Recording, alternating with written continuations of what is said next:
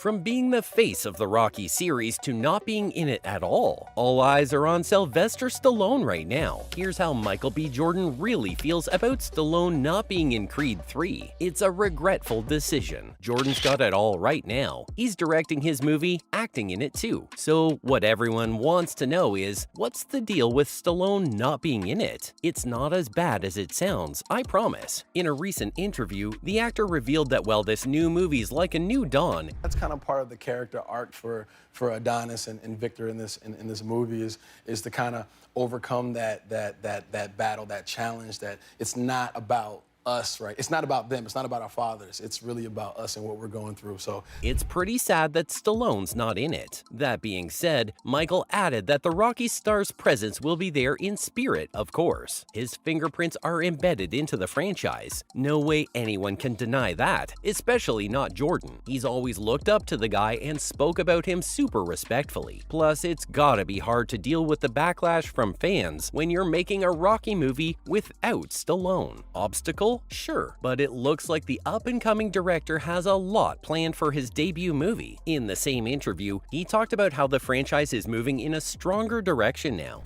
I wanted to raise the bar from the first one to the second one, coming off of Black Panther with, Killmonger and him being a little more of a weapon, more of a soldier. I wanted to look more like a boxer again, so the diet was a little stricter on this one.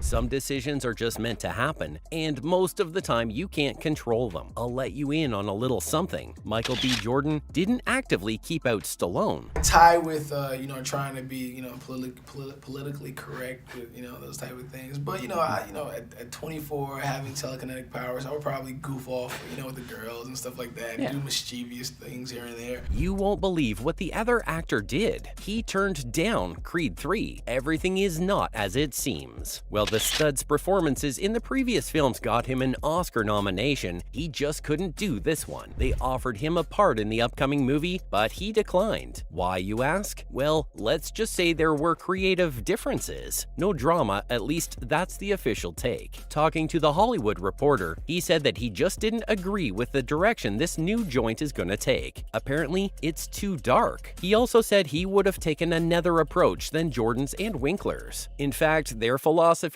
just didn't match up at all. That's okay. No harm in admitting the truth. He meant no shade towards them. He even wished them well. At the end of the day, Stallone admitted he's more of a sentimentalist. Rocky's glory is what he wants. Judging by the Creed 3 trailer, there's going to be glory mixed with a whole lot of guts. Adonis is going to go through a lot. That's not Sylvester's vibe. He opened up that while he does enjoy his heroes getting humbled, he just doesn't want to see them going off the deep end. Completely lose their sanity and all that. To him, people have enough darkness inside them already. It's not necessary to show the whole naked truth on film. Before we jump to conclusions, it's not fair to say that he hates the entire thing. It's quite the opposite. He called Creed 3 a really interesting take, and that he hopes that the boys will keep punching. Get this on film. I'm going to send it to my daughters as a warning, but listen closely to the sounds. Now, did you know that he was going to connect? Absolutely. Wow. He set me up. This ain't all bad. Not bad at all. There's another way Stallone's character will keep shining through Creed 3, too. Adonis will show off what he has learned. The student will become the teacher, or will he? The path to greatness is never easy. Every Rocky fan knows that. Michael's taking a turn into the deep, dark psyche of Donnie, quite literally because he's playing him too. It's not just about fighting either. The movie's gonna explore Donnie's relationship with his family and an old rival. According to Jordan, he's gonna learn how to stand on his own 2 feet in this one. So we shot all the fights in IMAX, and also I had a huge Japanese anime influence on a lot of my fighters. I'm an anime nerd, so I found unique ways to kind of exactly.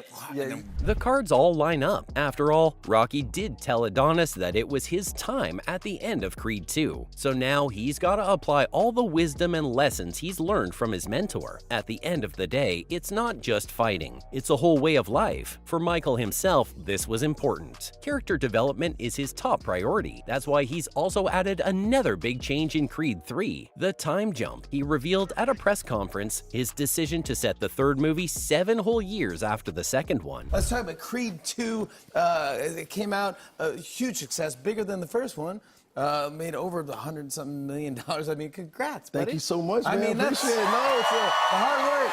It's the hard work that makes it. Man. It's being focused and locked in, and honestly, you know. I know, 7 years is a lot, almost a decade. For him, it was necessary for Donnie's character arc because now he has to deal with bigger fish. It's not just him either. Bianca, his wife, played by Tessa Thompson, has just as big a role. We've all seen them go through each phase. Falling in love, making a family. It's time to move on to a bigger narrative, right? Apparently, all of this isn't purely fictional. Believe it or not, it hits closer to home than you'd think. It's personal to Michael B. Jordan. He related to these problems at the time, and he wanted to put that into his work. The entire idea of struggling as a young adult in your career and with your loved ones is something everyone can relate to. Just because he's a celebrity doesn't mean he doesn't share our experiences. I think it'll add a lot more heart to the movie. If you're not personally invested, then how can you make something great? In fact, I'm pretty sure that this new movie might even make audiences cry. Just a guess.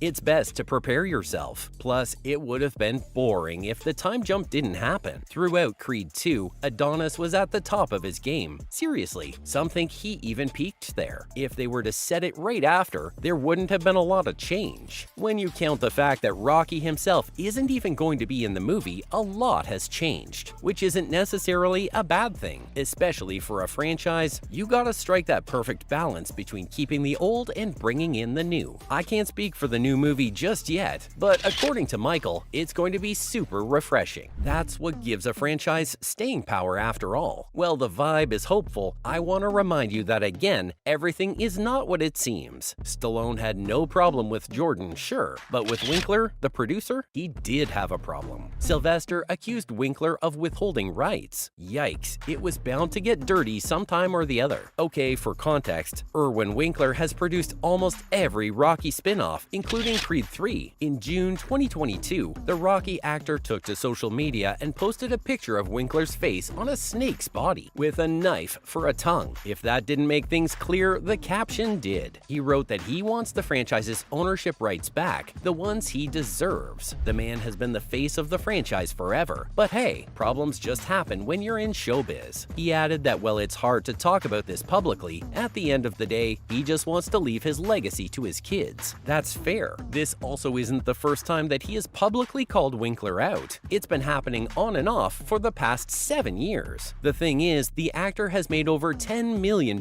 from the franchise without even having an ownership stake. That's interesting, I'll admit. Some people even think that this disagreement may have led him to drop out of Creed 3. Jordan hasn't addressed this publicly yet, but so far, everything looks clear between the two of them. Don't get me wrong, they respect each other a lot, but you gotta get on with the movie, right? That's everything about how Michael B. Jordan really feels about Sylvester Stallone not being in Creed 3.